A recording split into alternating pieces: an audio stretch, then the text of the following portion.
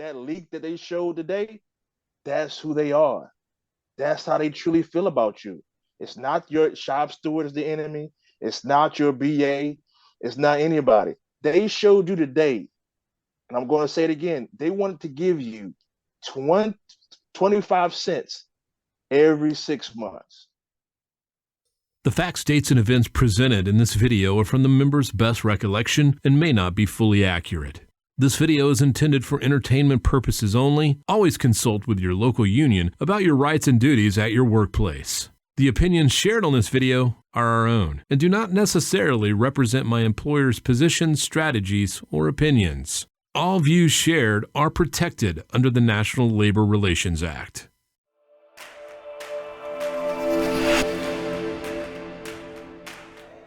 What is going on, everybody? So today I have Greg Kerwood out of Local 25 in Boston and Richard Hooker out of Local 623 in Philadelphia. And we want to thank Richard for taking a break from his CNN interviews to humble himself on the Roswell Hub. So I appreciate that.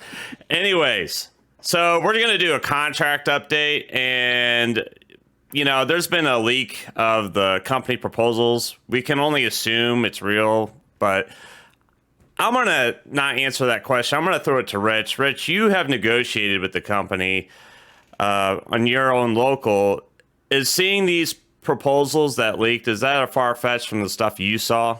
No, it's the same stuff. Same garbage that we saw online, the same garbage that they gave us in our 623 supplement negotiations. The company has, again, they know no bounds, man. They just want to disrespect our members, and we saw it in that leak. I mean, the raises, they want to split 55 cents 6 months. Come on, man. What kind of stuff is that? I mean, just that alone is disrespectful. I mean, we're not even going to talk about the other stuff. Just think about that. They want to split 55 cents or 50 cents and give it to you in 6 months increments. Come on. But it's UPS, man. So I believe it's the real deal because I've seen it. I've seen the garbage they give you. And so, you know, August 1st will be here, and they can take that 55 cents, split it and whatever, and then, you know, just stick it where the sun don't shine. We're going to get into the webinar that was discussed on Wednesday with a bunch of tentative agreements that was laid down, but I got to do a little disclaimer beforehand because, listen, these tentative agreements, when they're talked about, when Sean goes over them, we don't have the physical language in front of us. It's almost like a blueprint to our contract. Until we have the actual language in front of us, I can't really sit here and answer questions that you may have. And also, I can't really get too excited or too negative about the stuff because, once again, we don't have the language in front of us, and I don't know what language actually has teeth. I'm going to throw it to Greg on this. The tentative agreements that were discussed on Wednesday, what do you have to say about all of it?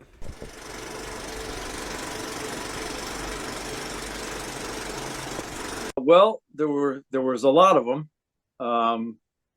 I'm not probably going to go through everything, but there was some significant stuff. The 8-hour day request for drivers were reduced to 3 days notice, 3 working days notice. The penalty for violating the 8-hour request was doubled from 2 hours straight time to 2 hours double time. Penalty for 9-5 was increased up to quadruple time, but there was other language involving 9-5, which I think remains unclear as to exactly how it works. Harassment wise, management has to give you 24-hour notice before a ride, and they have to give you the reason for the ride. Contract enforcement wise, you can now send stuff straight to the national panel if it's exclusively under national language. That's new. Previously, you had to go through your local panel, deadlock there, and then go to the national panel. There was a lot of changes in the subcontracting language, that horrible language that was put in 2018, the huge loophole for feeder work coming off the rails. It allowed this company to just subcontract beyond all belief, I think. That's finally gone. There were some other restrictions on subcontracting. Sleeper teams had a lot of specific changes. We had some clarification on the air conditioning. I know people had a lot of concerns with that. They do have to replace 28,000 package cars over the life of the agreement. Those replacements will start in the hottest zones of the country. And there are other things, fan installation within 30 days, dual fan installation by June of 2024. And then package cars have to be retrofitted with heat shields and induction vents within 18 months. So that just clarifies some of people's concerns about air conditioning. The penalty for supervisors working is increased to quadruple time. That's huge. Let's all go to the lobby. Let's all go to the lobby. And some of the Article 40 language was clarified. Full-time air driver, 6th and 7th punch is a time and a half. Previously, they were getting straight time for extra days. Article 40 being sort of a giant concession in and of itself. The air driver guarantees 3.5 hours, which again, they were less than everyone else. And there were some increases on folks working at the airport, which I'm sure Rich probably knows more about than I do. And that's pretty much it. We still got a lot of stuff still out there, a lot of major stuff still out there. And then obviously the economics proposal were put forth by our side. And I think most of us have seen the company's response to that, which, as Rich said, is an absolute joke. So the 224s and the PVDs are wrapped into the economic issues. Once the economic issues are resolved, we will hopefully have a tentative agreement to vote on. So we'll physically have a contract in our hands, or a tentative contract in our hands, that we can vote yes or no on. Now, Greg, I was going to ask you this, is that is there ever a possibility that the contract doesn't pass the union sniff test from from Sean and everybody at the IBT, where it would never reach our hands to begin with? Yes, absolutely. In fact, that's what happened in 97. If you were to say, for example, the company had handed over that garbage they handed over and said, this is our last, best, and final offer, I can assure you that they would have been told, we're not presenting that to our members. We'll see you on the street. So yes, the committee has every right to not bother presenting garbage to the members if they feel that it's garbage, and put us out on strike. So if the burden is on the company to come up with something reasonable, if they expect our members to even bother to vote on it. Now, the other question we get is the national and supplemental language. I'm going to throw this to you, Rich. Are those voted on as one, or are they separate? Separate votes. You'll vote for your supplement, and you also will vote for the national. Depending on if you like either, you can vote them both in, vote them both down, vote one up, vote one down. It's all going to depend on the membership and what they deem necessary. If you have a good supplement, you're going to vote that in. But if you don't like the national, you'll vote that down, and vice versa. So there are two separate votes, one for the national and one for the supplement. And in the past, we've kind of always done different ways of voting. I mean, what are some of the ways that come to mind that we voted in the past? And we really don't know just yet how we're going to vote on this contract, correct? Correct. So it was a time where there was a ballot that was mailed to your home. You have your supplement ballot and your national ballot. Check the box yes or no, mail them back in. The next thing we did in, I believe, 2018 was online voting. They would send you a code in the mail. You go online and you vote for your supplement and you vote for the national. This time around, I don't know. Of course, we hear all kind of rumors that it's going to be in person, probably. Who knows? And, I don't know what the time we have left on what they may try to do. They may try to do in person because just of the time. Because think about it, we have 38 days left. Yep. And if we try to do it any other way, it's going to be really, really tight, because you're going to have to get, all the electronics together, those codes together, the ballots together, send them out, and then send them back, and then count them. So I don't know what's going to happen this time around when it comes to voting. It seems like as we edge closer and closer and closer, and the company seems to be coming harder at the members? Have you noticed a lot of an uptick on discharges and harassment and grievances in general? Yeah, a lot more harassment. I mean, we have a situation going on now in our local where the 224s and drivers who may be laid off on the inside doing work, they wear their brown shorts to work, right? So the company is telling them that they cannot wear those shorts to work. But mind you, 224 who works his night shift wearing his browns goes into the preload, and the manager wants to send him home. You can't wear those browns to work. So we're fighting that, putting the grievances in. It's all harassment. It's all nitpicking stuff, and again, man, this company, man, they are very hostile. They know it's a contract coming up. They hear the word strike. They're going to try to divide and conquer us. They're going to try to make, people go at each other, go after their shop stewards and elected officials, because that's how they operate. They operate in chaos. They want it to be chaos. And if we can start fighting each other, then they win. So what we need to do is don't let them get under our skin. Keep focused on fighting them and realize, man, that leak that they showed today, that's who they are. That's how they truly feel about you. It's not your shop steward is the enemy. It's not your BA. It's not anybody. They showed you today, and I'm going to say it again, they wanted to give you 25 cents every 6 months. Just think about that. People are dying in the truck, people getting hurt on the job, 25 cents every 6 months. I'll just leave it like that. All right.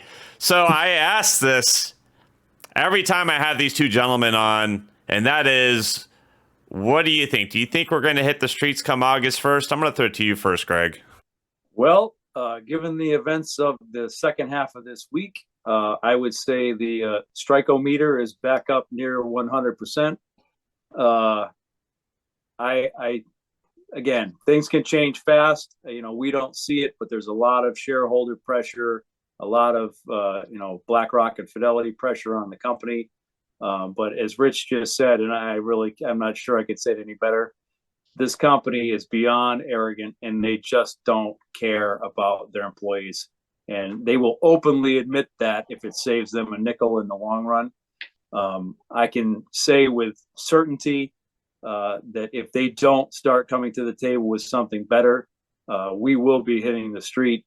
And I'm not sure that we can avoid doing so just to let them know the reality of the situation, because they are clearly living in some other world that the rest of us don't inhabit. So doesn't seem too positive.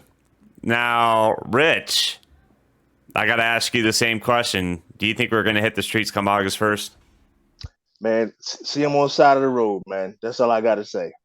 After the 25 cents every 6 months, there's no more to be said. I mean, I know, to Greg's point, a lot of things happening. They could change, but man, when a person shows you who they are, believe them. 25 cents every 6 months. See y'all on the side of the road August 1st.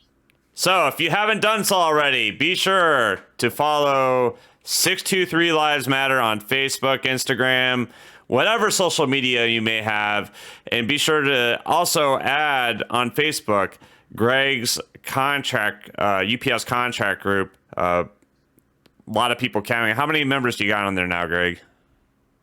I think we had a lot join this week, so I think we're over 14,000 now, but I haven't checked. Wow, 14,000. That's awesome. Love hearing it. So we're going to run into the shout outs. I'm going to throw it to you, Greg. Shout outs. Who do you want to shout out tonight? I think tonight I'm going to shout out the boots on the ground. There's a lot of people out there who have taken it upon themselves to really sort of take the ball and run with this contract campaign. They're doing a lot of work. I've seen them personally out there at the gates. They're doing it by themselves, sometimes against a whole lot of odds. And they're out there fighting the fight, and they're fighting the fight for all of us. And I'm not sure they're getting enough credit. But yeah, that's my shout out has to go to them, because those are the people that are making it happen. And if you see somebody out of your gates and they're handing that stuff out, or they're doing whatever, they're talking to you, or they're trying to get you to go to a parking lot meeting or whatever it is, step up and do it, because this fight is for all of us. This isn't, this isn't some other group that's fighting for all of us. This is all of us fighting for one another. And so if somebody's out there doing it, get out there and grab some stuff and start handing it out with them and make it happen, because that is really ultimately what's going to make this contract the best contract ever.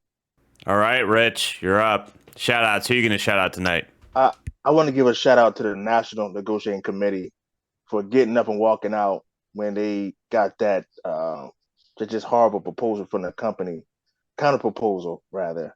I'm shocked that they didn't ball it up and throw it back at them, man. That was just so disrespectful. And we do have to send a message to the company that we will not allow our members, who just made this company the most profitable it has ever been, to continue to disrespect our members. So kudos to them. Keep getting up and walking out if you have to. And listen, man, just tell them, see them on the side of the road August 1st, because it's horrible. Also, if you end up getting a hold of this proposal, share it with the people that you think make cross. Like some of these guys don't realize that this company wants to bring us down to Amazon wages and FedEx wages. That if they could get away with it, they will. My shout out, by the way, is going to go to Mr. Greg Kerwood and Mr. Paul Prescott from traveling the country on their own free time with TDU to try to get members engaged, educate the members, and get them riled up. That's super awesome. Greg, where have you been during all this time? How many states you gone to? Well, I've been to New Mexico and Florida, and then last week, or just this past week, was in Tennessee. It's not a burden, I promise you. It's awesome to get out there and talk to the members and give them information and see the fire get lit.